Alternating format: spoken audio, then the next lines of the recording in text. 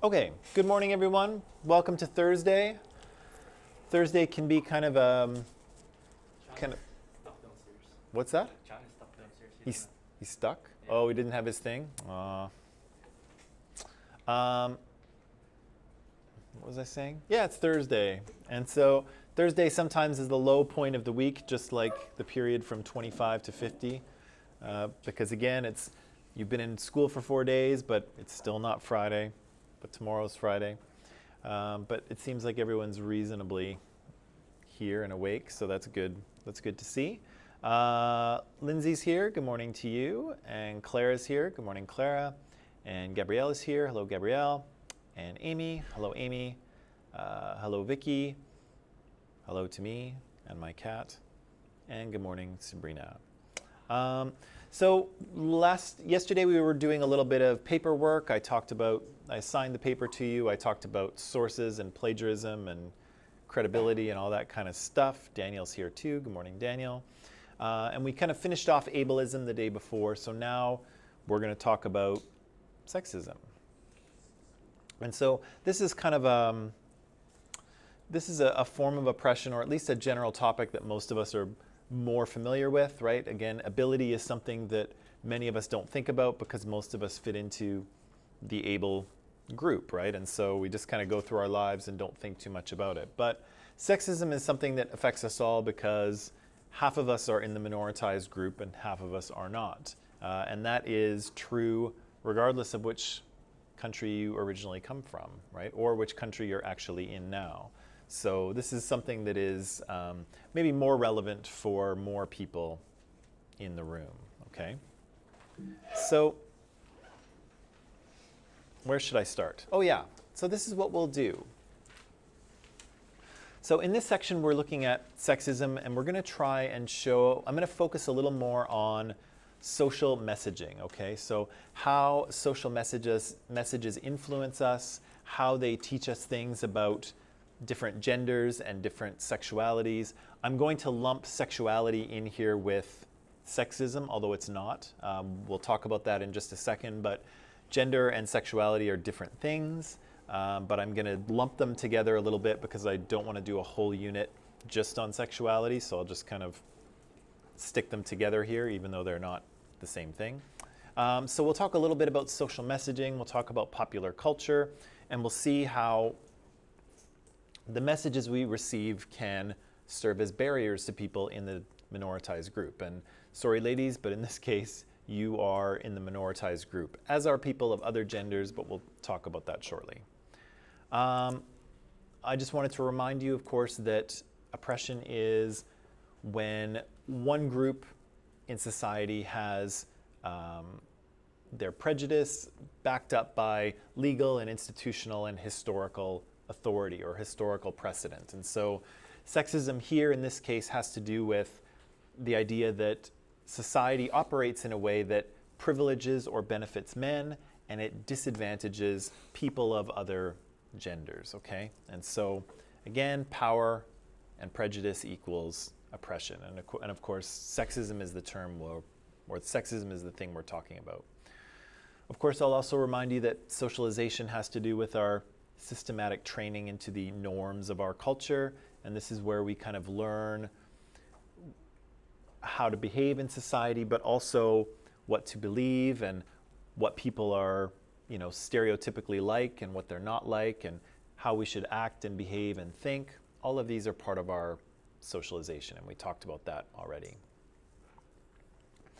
We also talked about social institutions, right? These are little parts of society that serve to perform a certain function for society, but they also serve to reproduce it as it already is, right? And so we've talked about marriage and family and religion and education, hello, as social institutions, right? And so if you think about education or family as a social institution, it teaches people social norms and behaviors and kind of reproduces society as it already is. Yeah, and so institutions, social institutions circulate the sort of dominant ideas in society, okay? And I think we've talked about that before. Oh, good, let's talk about sex. and Shamimu is here too. Good morning to you, or good evening, I guess it is. So I wanted to talk a little bit about sex and gender to start with, because a lot of times when you hear people talk about sex or gender in sort of regular discussion in society, people say they're the same thing. And they're not quite the same thing, particularly in an academic sense. And I'm just going to separate those out so that we don't get confused, okay? So when we talk about sex, and I'm not talking about, what people do in their spare time, when I talk about sex, I'm talking about the sort of an individual's kind of genetic or biological identity, okay? And so here what I'm talking about, when we talk about sex, we're talking about, good morning, male or female, okay? And so for humans, for instance, all of us female humans have 2 X chromosomes, and for the most part, we have a body with female secondary sexual characteristics, right? If we have an X and a Y chromosome, then we're male, and we have bodies that are recognized as male, right? Interestingly, there are more people who are in between these 2 categories than you might think. And so it's very tempting to assume that, well, sex is biological, there's males and females, and that's it. As it turns out, there's a surprisingly high number of individuals that are actually somewhere in between. And so their genitalia is kind of not entirely male, but not entirely female. It's kind of somewhere in the middle. And again, you would think that this would be a very rare instance, or you would think that it doesn't happen at all. But again, it's much more prevalent than you might think, interestingly. There's a number of reasons for this. Some of them are developmental, some of them are genetic, some of them are both. There's some very interesting cases where people who look female, who appear female to us, actually have an X and a Y chromosome. There's some people with 2 X chromosomes and a Y. There's kind of all sorts of variation that can happen. So even with our biology, we might want to assume that, oh, we have a binary opposition. We have two categories. We either have males or females, and everybody fits in one bucket or the other. But even biologically speaking, that's not true. Some people are somewhere in the middle, even in a biological sense. There's a really interesting case which blows my mind, and it's a little bit connected to this, but not entirely. I think it's a woman who has, when she was conceived, when she was an egg, they were actually twins. So there were twins that were conceived, so her and I think a brother. And what happened, for whatever reason, is that her egg kind of enveloped the other egg. And so she continued to develop as a female baby, and he did not.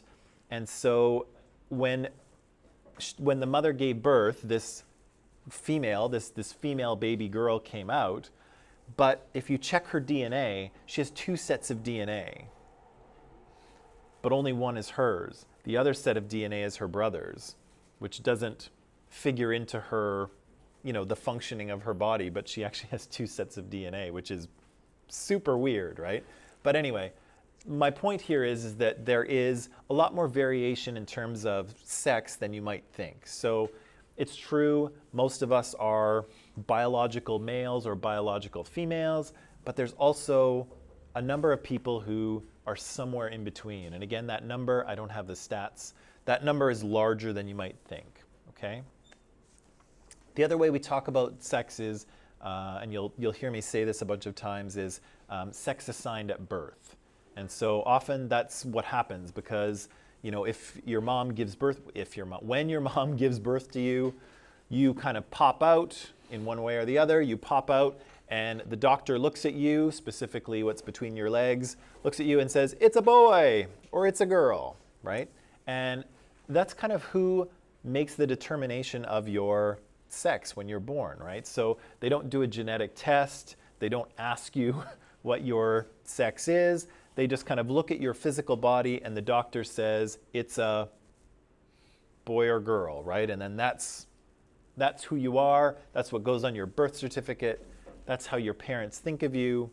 Poof, right? Your sex is assigned at birth because the doctor looks at your little wrinkly, goop-covered body and says, it's a boy or it's a girl, right? So for the most part, when we're talking about sex, we're talking about biology, and we're talking about physical bodies, and we're talking about what the sex the doctor gives you or assigns you when you are born, right? And I assume, again, I know we're all from different cultures, but I assume that process is vaguely the same for all of us, I assume.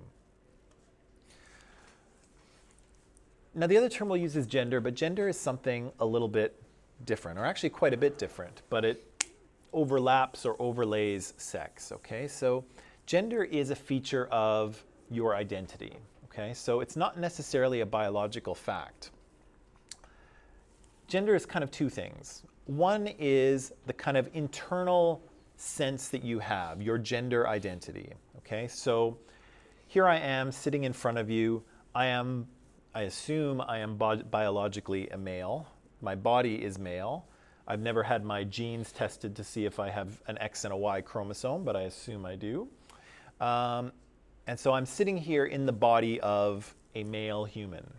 But my gender identity inside is also that of a man, okay? So I feel like I am a man. I don't feel as if I am a woman, okay? And again, that seems kind of strange to say in some ways, but my gender identity is that of a man, okay? The other part of gender is the role that I perform in society, right? So I think we all intuitively know that there are ways that men are expected to be, right? The ways that men are expected to act and dress and behave. And then there's ways that women are expected to act and dress and behave, right? And so I perform the role of man in my society, right? So I get up every morning, I cut my hair like a man does, I tend to my facial hair the way a man does, I wear man clothes, hopefully I walk around in a mannish way, hopefully I speak and behave in a mannish way, and so I perform the role of man, okay? So there's kind of two parts to this, right? My internal identity, the way that I actually feel. Do I feel as if I am a man or a woman? And I feel like I'm a man. And the role that I perform in society, right? And society tells me what that role is, right? I'm wearing this rather than a dress today because society tells me that women are the ones who wear dresses. Men wear pants. Women wear pants too, but men wear pants, not dresses. So here I am, dressed as a man to play my role as man in society, okay? So what I'm trying to say here, or what I'm trying to sum up, is that gender is a cultural construct. It's a social construct, okay? So the role of man and woman, what we kind of associate with being a man or being a woman, is for the most part a culturally constructed thing. And it's different than our biological sex, okay? Good so far? Okay, this will make more sense as we go forward.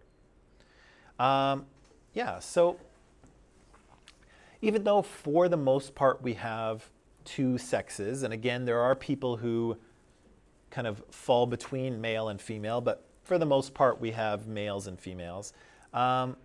Not every culture has just two genders, okay? And so traditionally here in the West, I can't speak for all of your cultures, obviously, but traditionally here in the West, we've had two genders, right? Man and woman. Everyone is one of those things. But other cultures have more than two genders because they have recognized that not everybody fits into those categories so neatly. One of the examples that comes up quite often is that many North American First Nations cultures had 3 or 4 genders. So they had people that they recognized as two-spirit.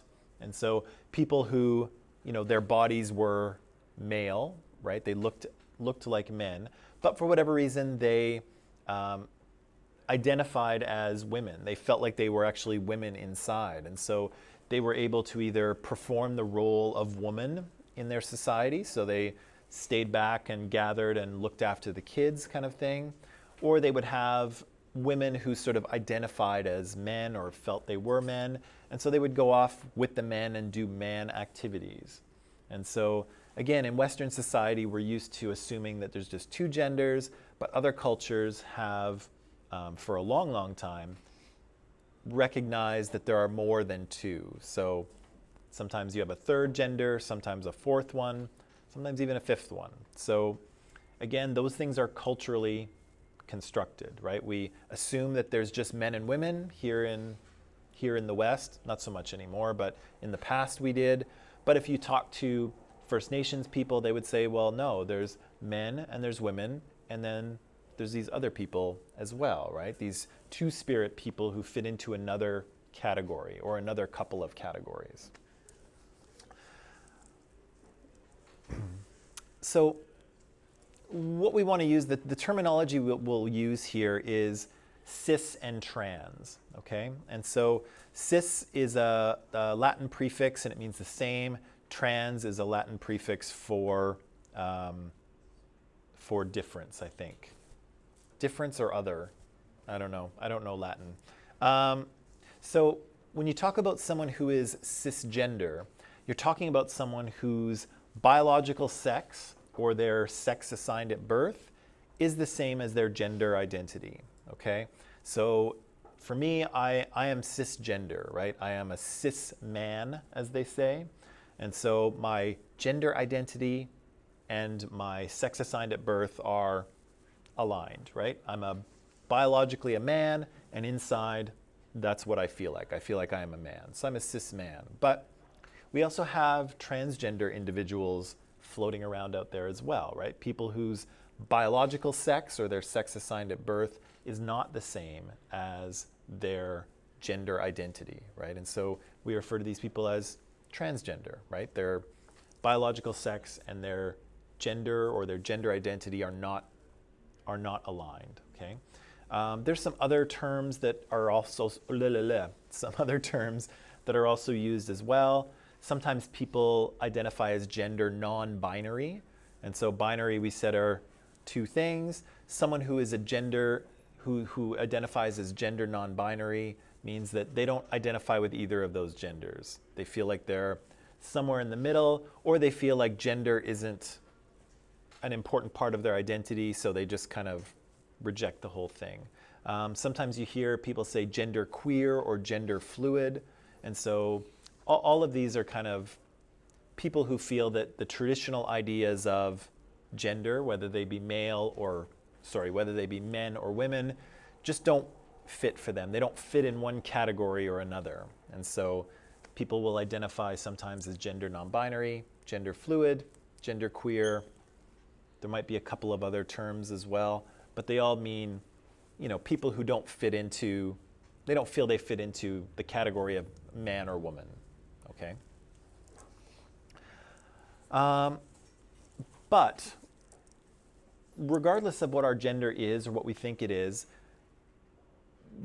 I think we all instinctively know that society has rules, right? We have lots of social norms about what men and women are supposed to be, how men and women are supposed to act. And again, society will enforce those gender roles on us. And they'll enforce those gender roles based on our sex assigned at birth, right? So society and my parents and everybody else who's ever met me has socialized me as a male, right? Because that's always how I've appeared to them. Nobody asked me what my gender identity is. They just looked at me. They said, yep, that's a boy. They dressed him in boy clothes. They dressed me in boy clothes. They treated me like a boy. They socialized me as a boy. And here I am, right? Fortunately for me, my gender identity is in alignment with my sex. And so I was kind of socialized in accordance with my gender identity. But that's not the case for all people, right? If transgender individuals have the very difficult and confusing experience of having a different gender identity than their physical body, but yet everyone treats them based on the sex of their body, right? And we'll talk about that a little bit more later.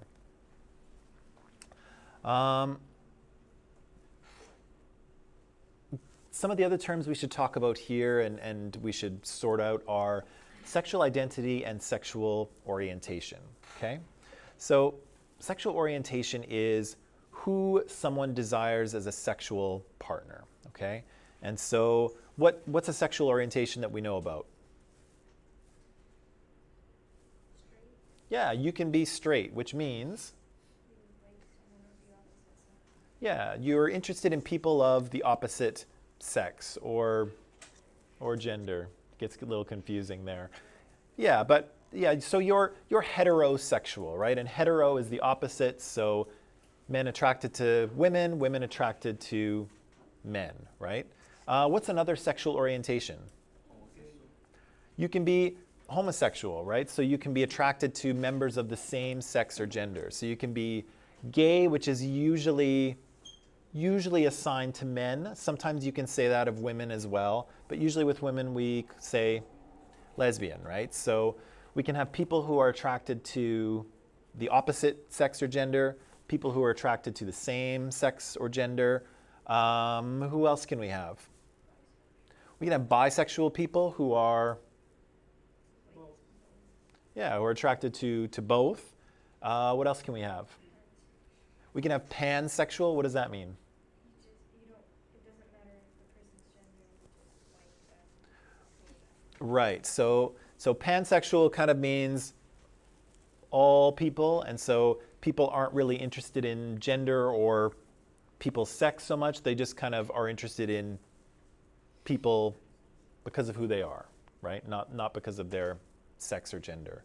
What else do we have as a sexual orientation?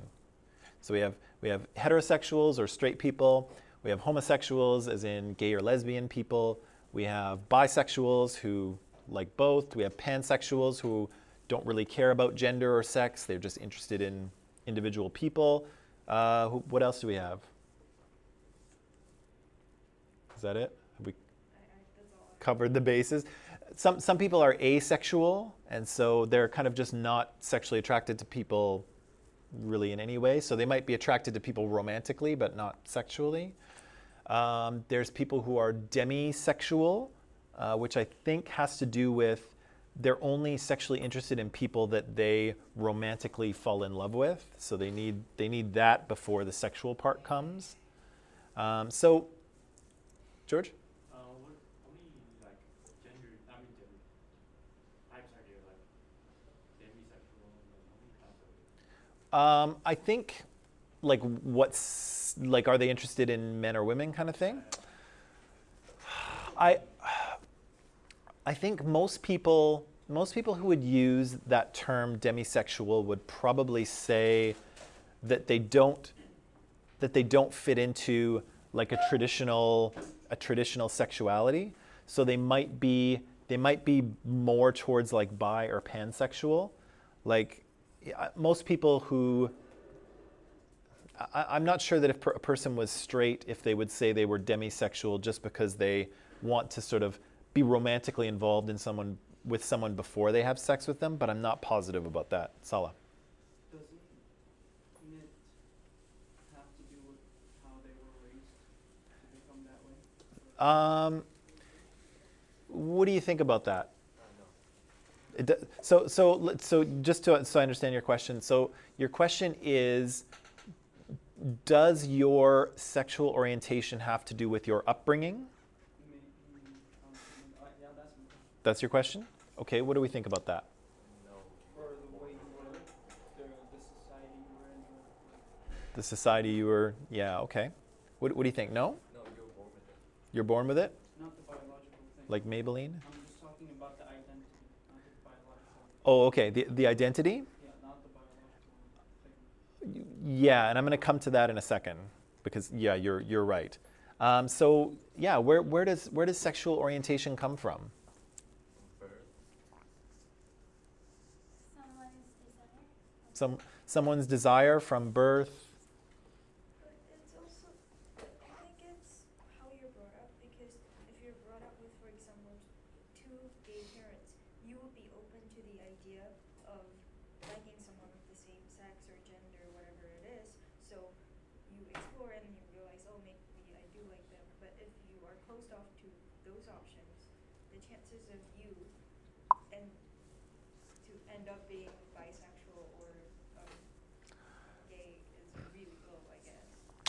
Right, right. So, yeah, let's talk about this. I'm gonna address Daniel's comment, then I'm gonna talk about identity, and then maybe we can talk about this because the identity piece is overlapping both of those things. So Daniel says, what's the difference between demisexual and other sexual orientation? Yeah, I think people who are demisexual would probably identify as non-straight of some type, but I'm not. Yeah, that one I'm not positive about. Most people don't use the term demisexual. It's kind of a newer one, but I think most people. I think if you were a straight person, you wouldn't bother to use it, even though you could be straight and not be interested in people sexually unless you were romantically involved with them. But I kind of feel like only non-straight people would identify as demisexual, but I'm not positive about that. And it might depend on the person. It probably does, actually. You're not going to test us on different types of like sexual orientations. Yes, all of them. Well, it'll become clear. Hang on. So they're no, I wouldn't say they're indecisive. I would say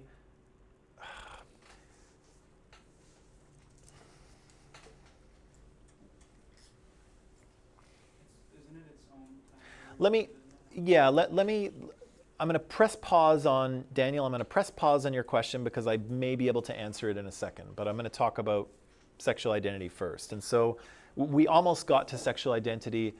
Your sexual identity is the identity that you kind of present to society based on your sexual orientation. I said preference here. I should really say orientation, not preference. So sexual identity is kind of what you present to the world, right?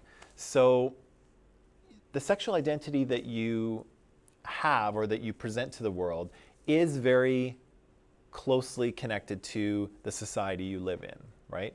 So if you go to, if you're in Canada in 1900 or in many other countries in the world that I'm not going to name right now, could you be a gay man in Canada in 1900?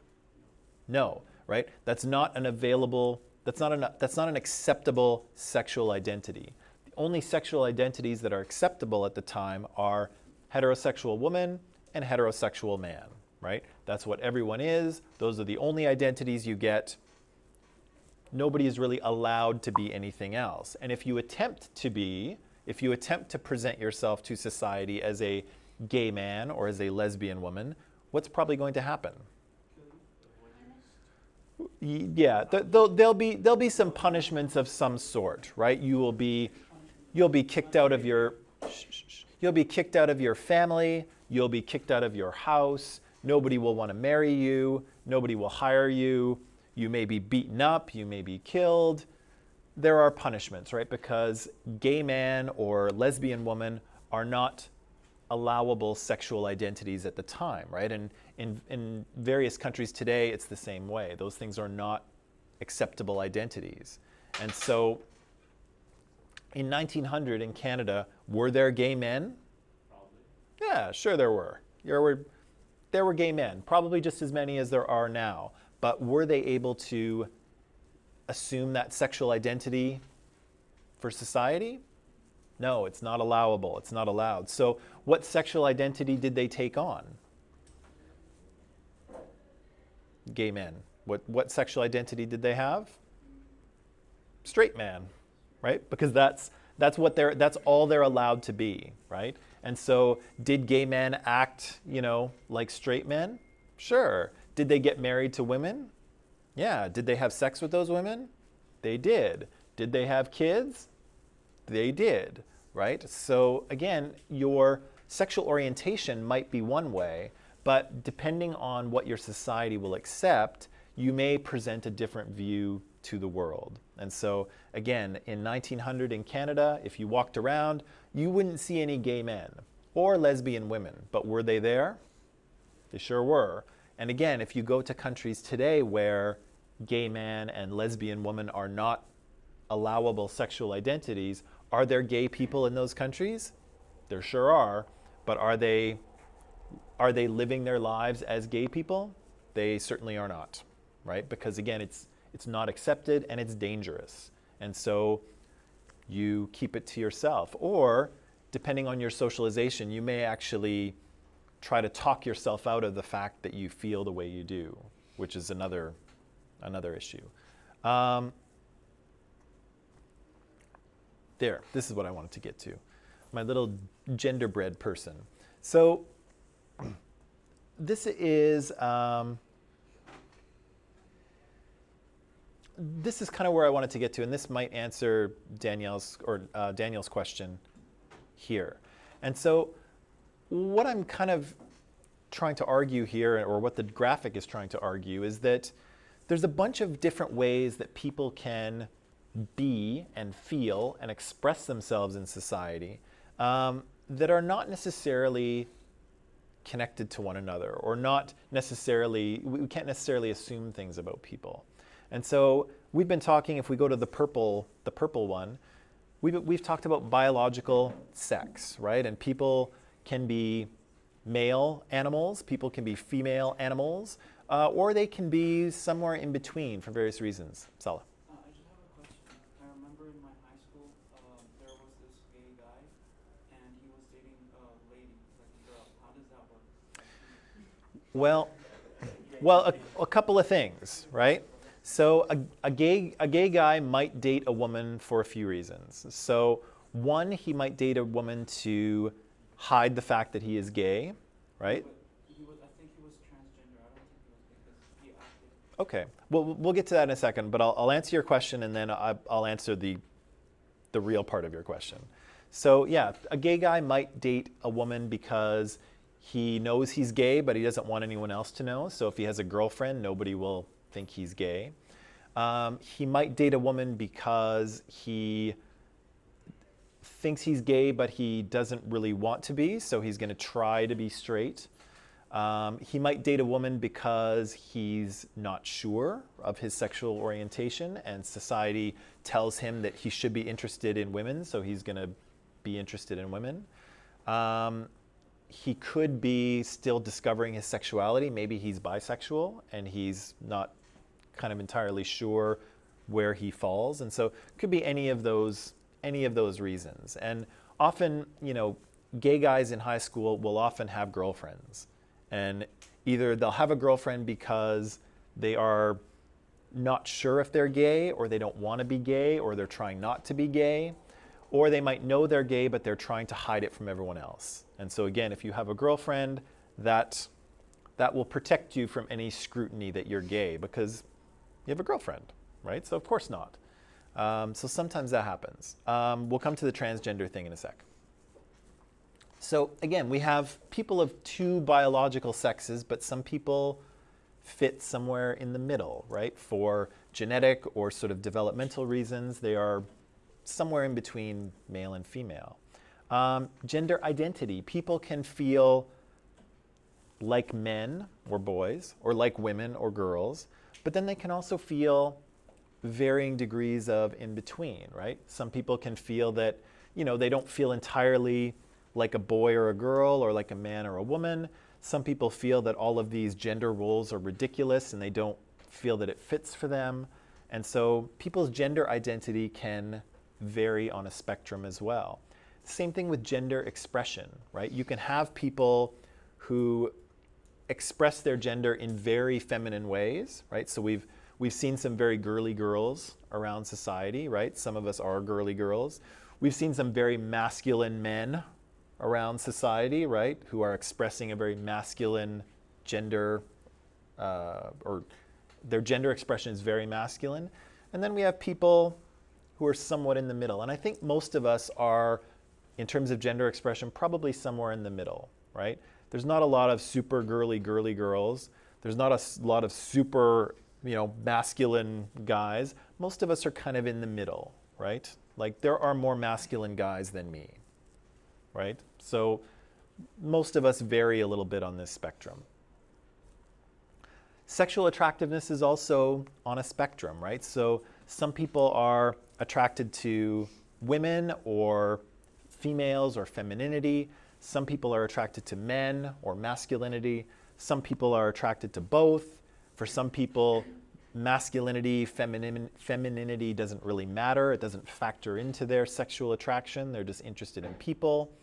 And the same thing with people who are romantically attracted to certain genders. So some people are sexually attracted to both genders, but they're only interested in having a romantic relationship with one, right? So my point here is that people can vary on all of these, vary in all of these different ways, but they're not necessarily connected to each other. We can't necessarily assume all of these things based on someone's physical body, right? So here I'm sitting before you in the body of a man, or at least hopefully that's how you see me.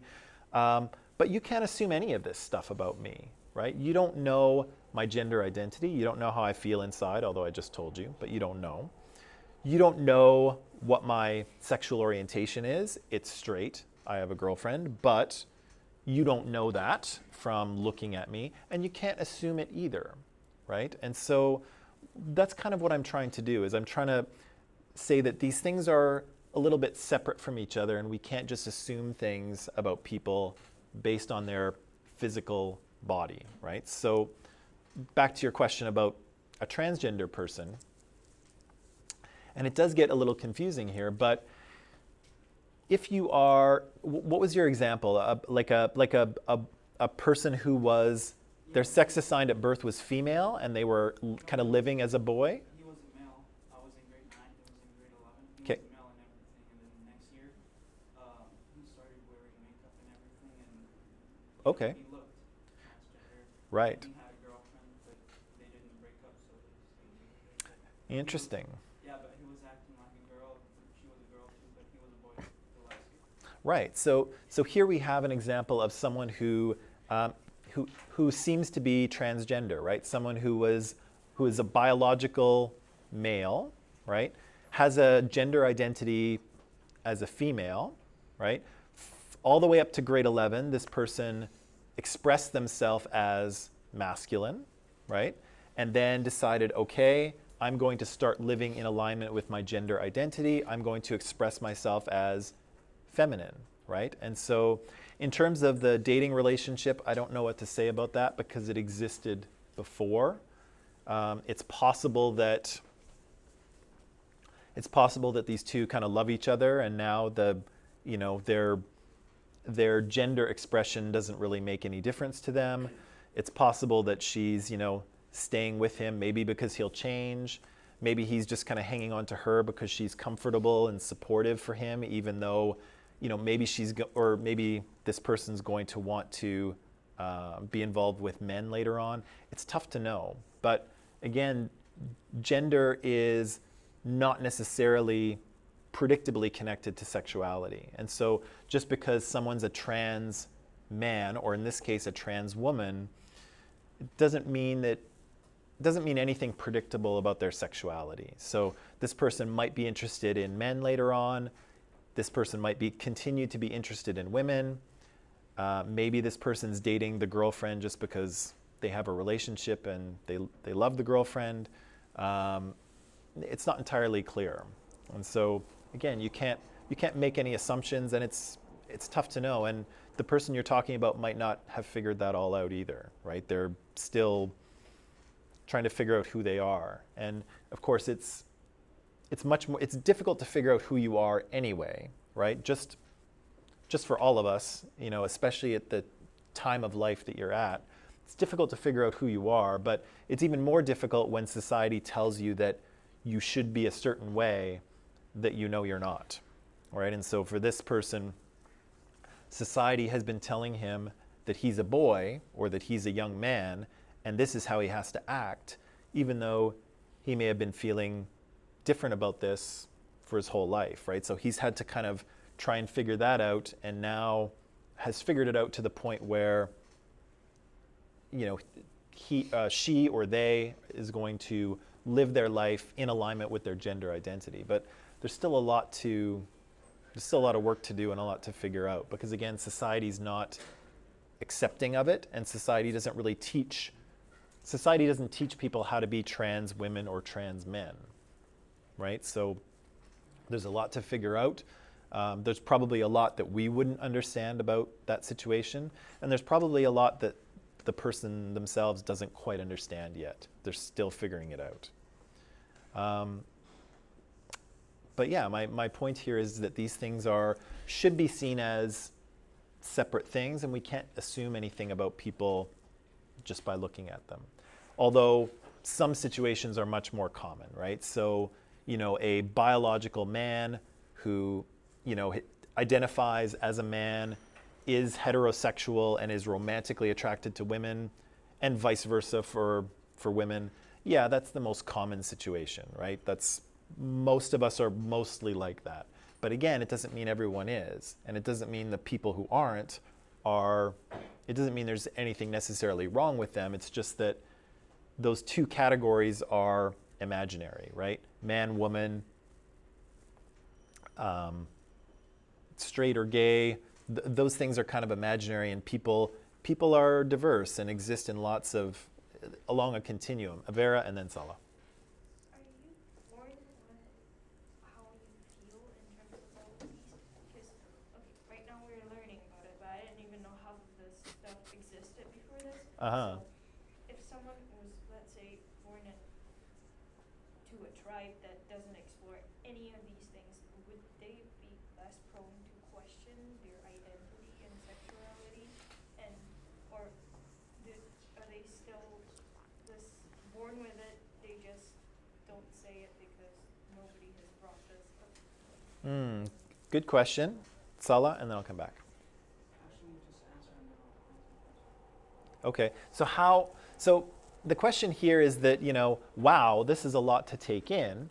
How do you know who you are, right? In terms of your gender identity, in terms of your sexual orientation, how do you know this stuff? I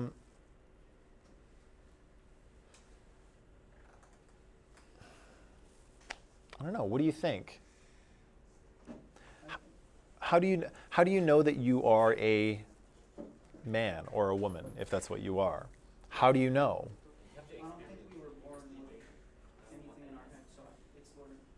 That's what I think. Okay. You have to experience it, like, Or yeah. yeah, like when you're a guy, you have to date a girl to know that whether or not you're attracted to her. Okay. So it's based on your socialization. It's based on learning. It's also based on your experience, right? So you kind of figure out what feels right. What else do you think about that? How do you know who you are? It depends on who you live with and what do they think about it. It depends on, it definitely depends on who you live with and the society you live in, right? So I think that was your point or something you said earlier, Vera, that if you lived in a situation where, different genders and sexualities were more acceptable, if that's what you were, it would certainly be easier for you to go in that direction, right? If you lived in a sort of a society that didn't accept those things, it would be more difficult to understand and explore and certainly live that way, right?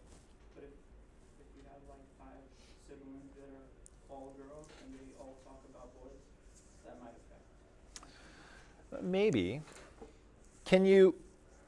Well, yeah, that's kind of the question, right? Can you learn to be gay if you're a straight person? Can you learn to be gay? I don't think so. Comes from the heart, like you can change it. Like we can change some things, and this is one of those I believe. Like you can marry someone, but then you can see like you don't belong in that relationship, so that can lead you somewhere. You can, see who you are. Yeah, it's like right? Like you just know, in a way, right? You know when something, when you're not into it, right? Just when you eat a food that you don't enjoy the taste of, you don't enjoy the taste of it, right? You're just like, no, I'm not into this, right? And so similarly, I think that if we are, if we are kind of honest with ourselves, like if we are comfortable enough asking the question of ourselves, I think we kind of know what we like and what we don't, right? Or who we like and who we don't. So I mean, I can look at Chris Hemsworth, for instance, who's Thor. I can look at Thor and say, he's a damn good-looking guy, right? Almost nobody would argue that, right? He's a handsome guy. He's quite charming and funny. He's ripped. I get it, right? Am I sexually attracted to him? No, not really. But I'm pretty sure. I'm a little envious of him, and that's okay. He's so handsome. I know. If you were gonna, if you were gonna switch teams for someone, he's the guy, right? But I get it, right? I get that he's attractive, right? I can see it, but yeah, like I'm not into him, right? I know that. And so I'm assuming that most of us, if we're able to be kind of honest with ourselves, and if we live in a society that can at least ask the question, then you just kind of know, right? I think. But that said, it's hard for me to speak to that because I am a person who is kind of living in alignment with society's kind of expectations, right? I'm a cis man, right? I live in the body of a man. I have a male gender identity, and I'm heterosexual, right? Which is what society kind of expects or wants me to be. So I'm not really defying any expectations. And so it's hard for me to know how you know if you're different. Yeah. I just have a question. I'm not saying they are, but like as you said, you might have the XX genetics thing or the XY, right? Yeah. You said you might have the XXY or both. Sure. Does that count as disability, or because I'm not saying they are, I'm just asking because it's genetically. As far as I'm aware, I'm not an expert in this, but if you have an extra sex chromosome, if you have an extra X or an extra Y, I don't think there's usually any kind of biological difference. Like phenotypically speaking, I think you sort of develop as either a man or a woman. And I don't think, a lot of people don't know that they have an extra chromosome. It doesn't make a difference. And the only place it makes a difference is if you're in like a competitive sport like the Olympics. And sometimes people get a little uncomfortable if a female with a Y chromosome wants to compete. And that's a bit of a gray area that needs to be sorted out. But I think for 99% of people who have an extra sex chromosome, I don't think it makes a difference. I don't think you know. I think you just live your life as you are. But again, I know there's been some Olympic athletes who are women but have a Y chromosome, and nobody's quite sure if they should be allowed to compete as women or not, which is a weird question, and it's still up for debate. But yeah, Daniel? No? Avera? No? Did we just blow your mind here? I have so many questions, but Good. oh my god. That's awesome. Do you want to take a break first? Okay, let's take a little break and we'll come back and we'll talk more about this, okay?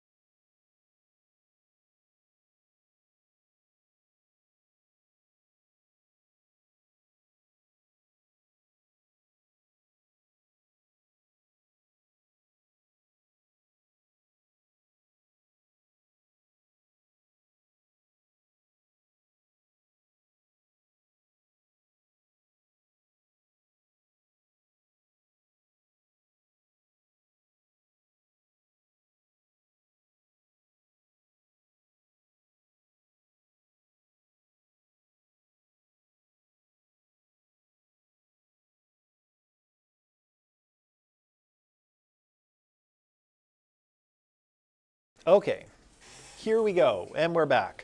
I wanted to quickly acknowledge Gabrielle's question here. So does asexual refer to orientation, not identity? Probably more orientation. I don't know what an asexual identity necessarily is. I feel like as you would present yourself to society, being a straight person or a gay person might be more visible. If you were, a person who was just not interested in people sexually, I don't know that that would present in any visible way. Like, society wouldn't really be able to tell.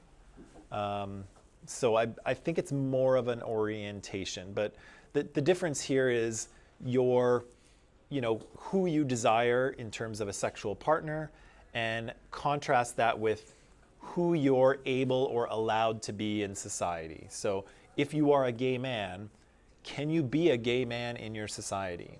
And in some cases, yes, you can, right? In Canada, for the most part, some people are still a little uncomfortable with it. But in Canada, for the most part, if you are a gay man, you can be a gay man. And it's pretty much okay. In other countries, that's not the case. Gay man is not an acceptable sexual identity, and so the identity you're going to present to society is straight man, even though your orientation is different. So you can be sexually attracted to one gender and romantically attracted to another? Could be. Some people do differentiate. Like mostly it's a case where someone is bisexual, and so they're sexually attracted to both or to all genders, but romantically speaking, they only want a romantic relationship with a man or with a woman. Is it possible to be sexually attracted to one and romantically attracted to another, and you just have to pick and choose one to live the rest of your life? Well, some people do that, right? So some people have open relationships. So some people will have polyamorous relationships. So amorous as in love and poly as in many. So they might be involved in, say, 2 romantic relationships at the same time, right? And so you might have 3 people who have agreed to kind of be in a romantic relationship together. It's not very common. It's very difficult to do. Some people it works for them, and that's kind of what they like. It's very difficult to pull off because, as you can imagine, there'd be a lot of jealousy. There's potential for jealousy and hurt feelings. So it's really tough to do, but some people manage to do it, and for some people it works for them. Some people have open relationships, so they might have a romantic relationship. They might actually be married to a partner, but then they might say, well, but we can have sexual relationships outside of that marriage. That's not very common either, again, because there's a lot of opportunity for jealousy and hurt feelings. It's very difficult to do, requires a lot of communication, and everybody has to be okay with it. So again, it's not very common either because of biological terms or because of we're socialized to be in monogamous relationships where there's no sex outside of the marriage. But some people try it. Some people it works for. Some people it ends in disaster and tears. But it's possible. And in theory, if you have a relationship with someone, really anything is possible as long as you both freely agree to it, right? Because in every relationship, in every romantic relationship, you make the rules for the relationship, right? And so as long as both people freely agree to the rules, then it's okay, right? As long as nobody gets hurt. But again, it's not very common. It's those kind of different partnerships and different relationships are really tricky to navigate. Really tricky to navigate. But they exist. The look on your face is, I'm having trouble interpreting it. There's a lot. There's a lot, yeah. And I think I think that's actually what I'd like you to kind of take from this, is that, yeah, there's a lot of variability. People can be different in a lot of ways. And even though the most common situation are the ones that we're familiar with, like, heterosexual woman is interested in, men sexually and romantically and marries a man and, that's it. Even though that's the most common situation, it's not the situation for everybody. And we can't assume that just by looking at a woman and, assuming that, oh, this is a woman, so I know what she's about, right? Because we don't. Salah. Oh, okay. So, is it better to just not assume? Because I feel like this is a very giant part of a lot of people's identity, especially if you're not straight. And, like, on one hand, yes, you ignore and don't assume because you don't want to assume the wrong thing. But at the same time, if you're ignoring or not assuming or just not taking it into consideration, you're ignoring their identity. Well, it's it's tricky, and I think there's a difference between, not acknowledging and or not assuming and ignoring, right? Those are not the same thing. And so, when I meet someone, I don't assume that. I try not to assume anything about them, but we often do, right? Because we make judgments based on how people act and dress and behave. And we're kind of, our brains kind of work that way. We're programmed to do it, and so we do it. But I try not to make the judgment, or even if you've made the judgment, don't say anything until you know. Like I might meet someone for the first time, and well, I wouldn't shake their hand anymore, but I might meet them and think, yeah, this dude's gay, right? But I'm not going to say anything like that, right? I'm not going to tell him, so you're gay. Or I'm not going to say, do you have a boyfriend? I'm going to wait until that person shares that part of their identity, right? Because, again, part of sexual identity is not only what is safe, right? Like what sexual identity can you present to your society, but also what do they feel comfortable sharing, right? And for a lot of gay people, for a lot of gay men or lesbian women, they have to come out of the closet, right? So they have to kind of reveal themselves to society as homosexual. And that's not a comfortable experience. It's not an easy one, especially if your family or your society might not accept it. And so, yeah, you don't want to out anyone. You don't want to say anything about their kind of sexuality or gender until they actually tell you what it is. And so, again, I might meet someone, I might have some thoughts about who they are in terms of their gender and their sexual orientation, but I'm not going to say anything about it until they say something about it. You know what I mean? Yeah. So, I mean, I do, I used to work with, one woman I used to work with she was lesbian, and she always referred to her partner as her wife, and I don't know if they were actually legally married or not. I kind of forget. It didn't matter. That was their relationship as a married couple, whether they had the certificate or not. But it was, that when I first met her, it was almost immediately evident to me that she was lesbian, although I didn't say anything. And she very quickly started talking about her wife. And so, after that, then you're like, okay, that's it. And then, yeah, I would say, how's your wife doing? I won't use her name because I'm not going to project it to the internet. I'm going to let her have a little bit of anonymity. But yeah, and you just kind of go from there, right? So you don't make a big deal about it. You just kind of wait until you find out, and then you can say stuff, right? Remember one of my coworkers used to talk about her wife too, but she also said that she was married to a guy. How does that work?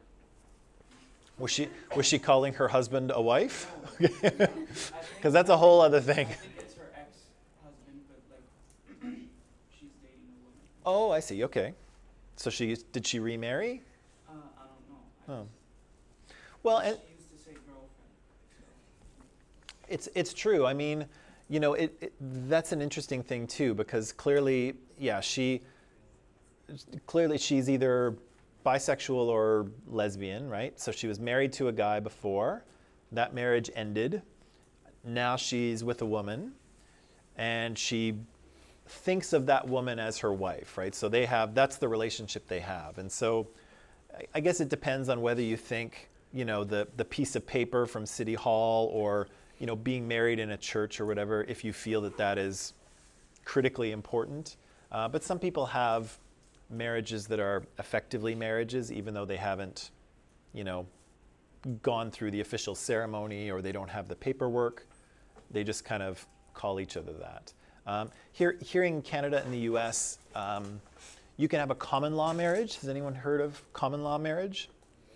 No? Basically it's kind of more of a tax thing, really. But depending on the province or state you live in, if you live together with your partner for more than a year or more than 2 years, the government kind of assumes that you're married.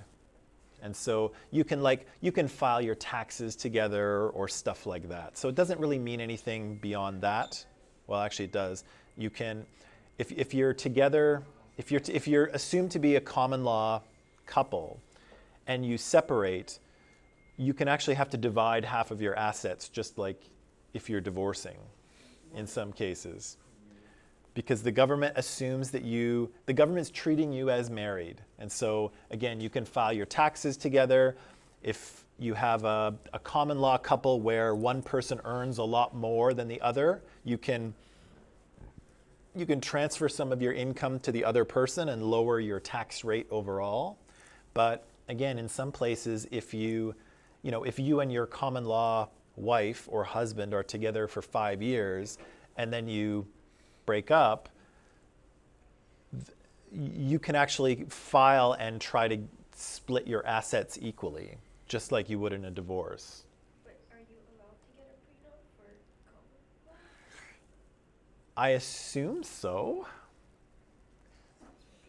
That sounds weird and complicated, but I assume if you made an agreement that if you ever, even though you're in this relationship, if you ever break up, you're taking your stuff and the other person is taking theirs. I assume, I don't know that that's ever been done, but I assume it could be.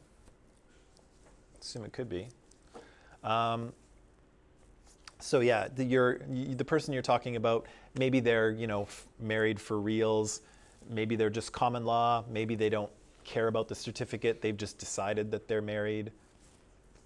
Who knows, right? People do all sorts of interesting things, but yeah, I mean, and as I say, if this person I'm talking about, she referred to her partner as her wife, and so did I, right? And that's, as I say, you just kind of listen to how people phrase things, and then you phrase them the same way, right? You accept what they tell you, and again, I don't need to see the marriage certificate. She wants to call her partner her wife.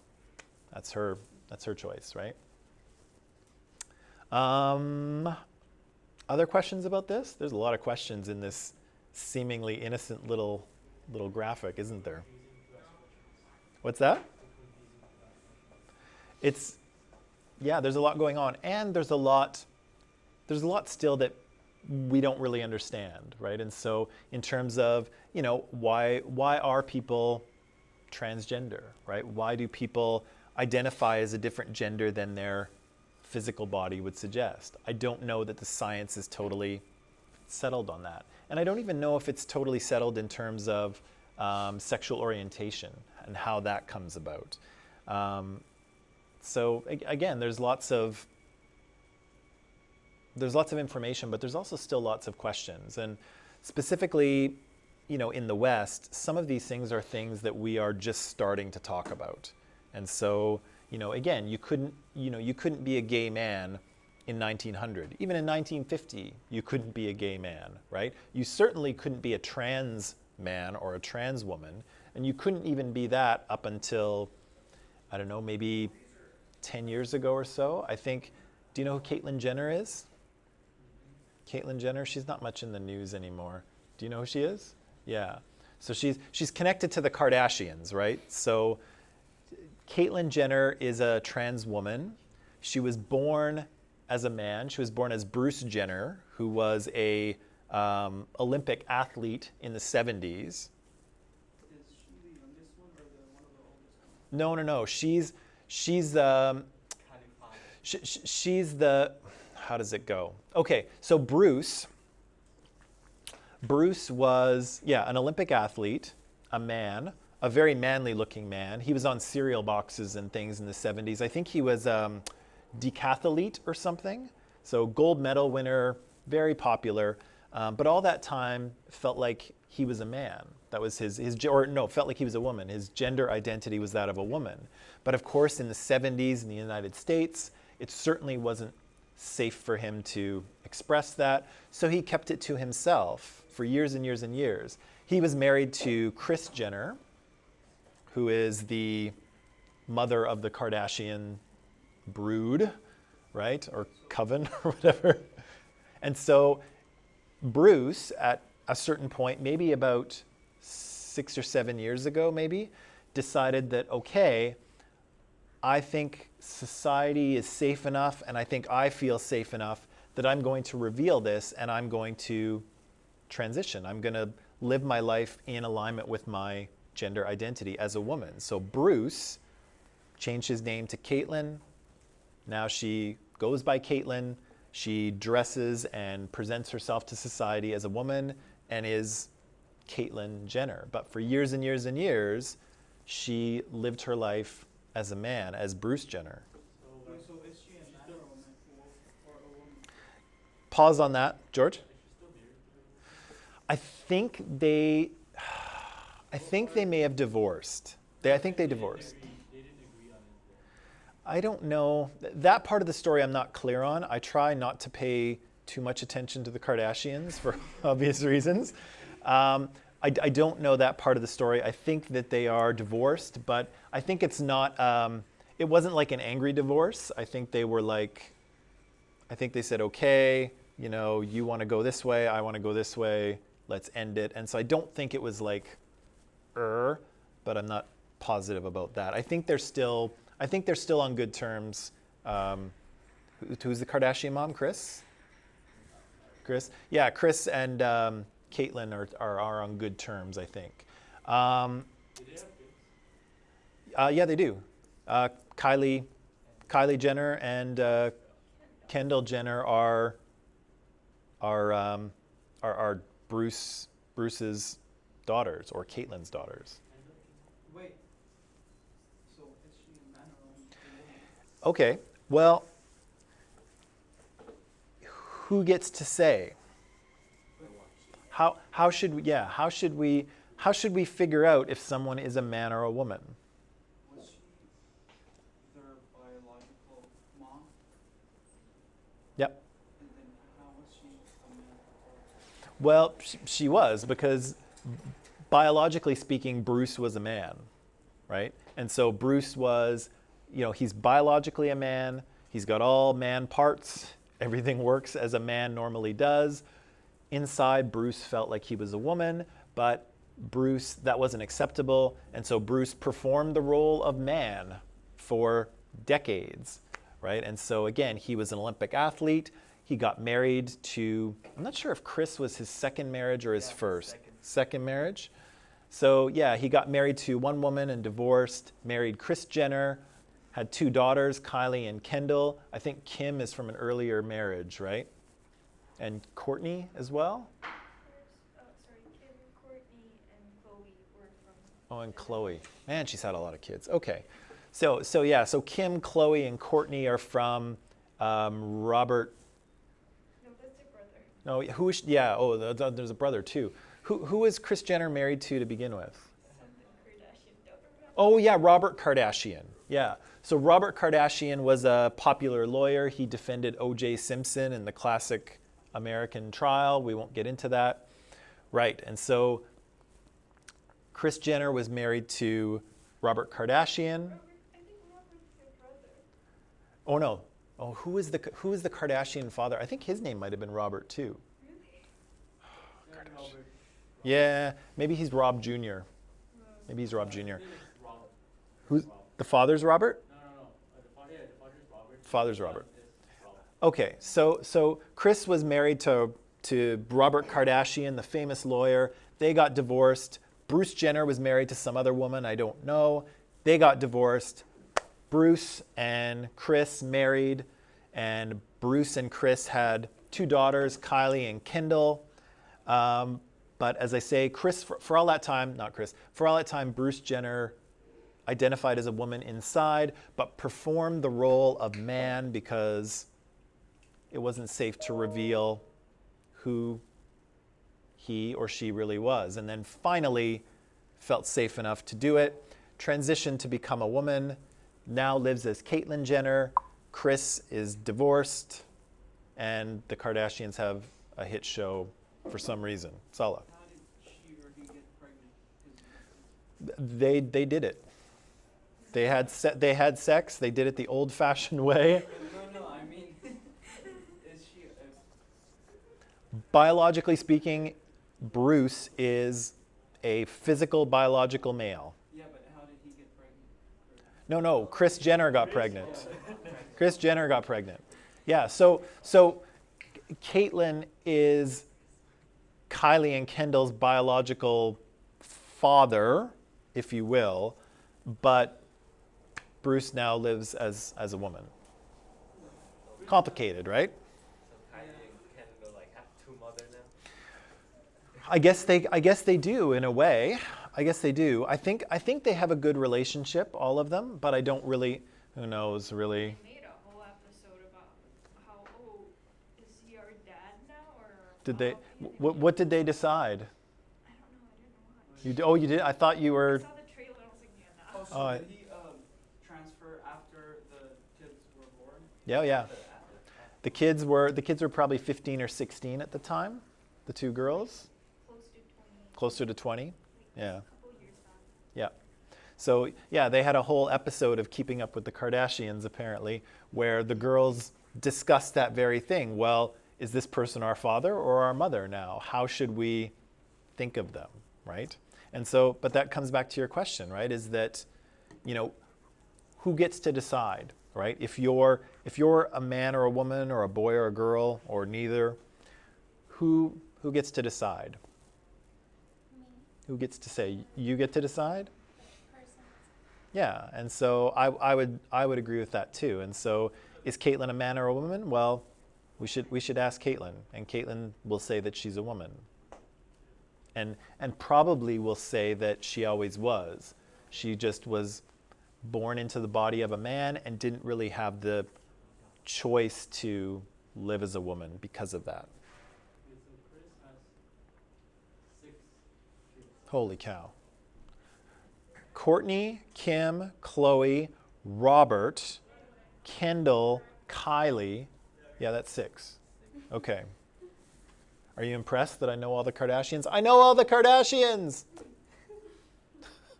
Yeah, I do. We're talking about the Kardashians. Because of the gender bread? Yeah, we talked about Caitlyn Jenner and that whole thing. She's the daughter. She's the parent. We're just kind of discussing, whether Kylie and Kendall think of Caitlyn Jenner as a mother or a father. Oh, that's Caitlyn Jenner? Yeah. I thought her name was something else. I don't know. Okay, great class, guys. See you later. It is a great class. I don't know about that. I don't know if I think math is harder than. I think I might rather do math than watch Keeping Up with the Kardashians, but that's just me. So again, clearly, this is a complicated situation, right? There's biology mixed in here, there's culture mixed in here, and again, it's very easy to confuse the two, right? Because a lot of the things that a lot of the ideas we hold about men and women are very deeply held in culture, right? They're very deeply held in terms of what we're supposed to be. And so when we violate those rules, often there's pretty strong punishments or reactions, right? Can I come into school tomorrow wearing a dress? I could. Yeah, you could. But is there going to be a reaction to that? Is it going to be a stronger reaction than double dipping a chip? Yes, right? So even though nobody will be hurt by me wearing a dress to school tomorrow, there will be a pretty significant reaction to that idea, right? And the prettier that dress is, the stronger the reaction will be, right? So again, this is the socialization plays an important role in all of this, right? Not only in terms of how we behave, but how we're allowed to behave, what happens if we don't behave. These are all very strong, powerful social norms and social ideas. George? Was Robert first or Bruce? I think Robert was first. Was it? Yeah, I think Robert was first. Yeah, so I think the first, I think the Rob Kardashian, the kid, and the first three girls are Robert Kardashian Sr.'s kids. And then Kendall and Kylie are Bruce Jenner / Caitlyn Jenner's kids. So they have two last names? No, because the Kardashian kids still have the Kardashian last name because of Robert. And the Jenner kids have the Jenner last name because of Bruce. Yeah. Whew. I should have put the Kardashian family tree up here on the screen. That would have been more helpful. Okay. I think that's kind of enough for today. I think our minds have been blown. So I will let you go, online people. Thanks for your questions today. Hope you enjoyed it. I'll see you tomorrow. Bye.